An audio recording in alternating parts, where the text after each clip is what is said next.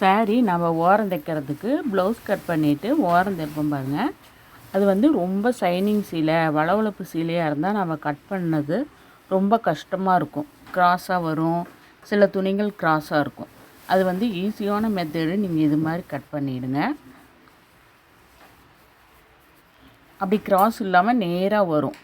First வந்து blouse எந்த அளவோ அதை கரெக்டாக மடிச்சு விட்டு பாருங்கள், க்ராஸ் இல்லாமல் கரெக்டாக மடிச்சுக்குங்க. மடித்து அந்த இடத்த ஒரு பின் பண்ணிக்கோங்க.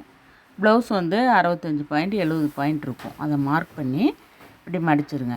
இப்போ கரெக்ட் பண்ணிவிட்டு ஆப்போசிட் சைடு இருக்கும் பாருங்கள், அதே மாதிரி அந்த ப்ளவுஸ் எவ்வளவோ அந்த அளவு மடிச்சு விட்டு கரையை கரெக்டாக நேர் பண்ணிவிட்டு ஒரு பின் பண்ணிக்கோங்க. இப்படி கட் பண்ணிங்கன்னா எவ்வளோ பெரிய வளவளப்பு சீலை, ரொம்ப லென்த்து சீலையாக இருந்தால் நீங்கள் ஈஸியாக கட் பண்ணிக்கலாம். பாருங்கள், அந்த 2 கரையும் சேர்த்து நான் வந்து ஒரு பின் பண்ணிக்கிட்டேன். நீங்கள் பிகினர்ஸு கொஞ்சம் சிரமமாக இருந்துச்சுன்னா சென்டரில் கூட அதே மாதிரி ஒரு 5 இன்ச்சு விட்டு கீழே வந்து ஒரு பின் பண்ணிக்கிட்டிங்கன்னா இப்போ வந்து கட் பண்ணுறது ரொம்ப ஈஸியாக இருக்கும். பாருங்கள், கிராஸ் எல்லாமே நேராக வந்துடும்.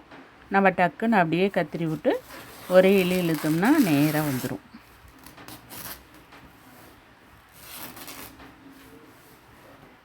இப்படி கட் பண்ணோம்னா தைக்கும் போது தையல் வந்து இழுத்துட்டு போகாமல் கரெக்டாக இருக்கும். சில சாரீஸ் எல்லாம் எப்படி கட் பண்ணாலும் தைக்கும் போது கொஞ்சம் எச்சும் கம்மியமாக வரும். இந்த மெத்தட் கட் பண்ணி தைச்சி பாருங்கள், சூப்பராக ஃபினிஷிங் இருக்கும்.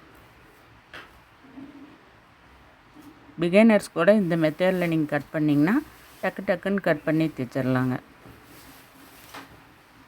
பாருங்கள், சூப்பராக நேராக வந்துடுச்சு. 2 பக்கமும் மடிப்பு கரெக்ட் பண்ணிவிட்டு ஒரு பின் பண்ணிக்கோங்க, கீழேயும் மேலேயும் சென்டரும். அப்புறம் கட் பண்ணோம்னா டக்குன்னு ஈஸியாக கட் பண்ணிக்கலாம். இந்த மெத்தேடு தான் நான் கொஞ்சம் ரொம்ப ஷைனிங்காக இருக்க சீலை காட்டன் சாரியெல்லாம் நான் அப்படியே மிஷின்லேயே கட் பண்ணிவிடுவேன். அப்படியே நேராக போட்டு வளவளப்பு சாரீஸ் எல்லாம் பாருங்கள், இதே மாதிரி நீங்கள் பின் பண்ணிவிட்டு கட் பண்ணிங்கன்னா ரொம்ப ஈஸியாக இருக்கும். ப்ளவுஸ் எவ்வளோ தேவையோ அதை அப்படியே மடிச்சு விட்டு ஒரு பின் பண்ணிக்கணும். அதே மாதிரி ஆப்போசிட் சைடு பண்ணிவிட்டு கட் பண்ணிங்கன்னா ரொம்ப ஈஸியான மெத்தடு. இந்த டிப்ஸ் எல்லாத்துக்கும் யூஸ்ஃபுல்லாக இருக்கும்.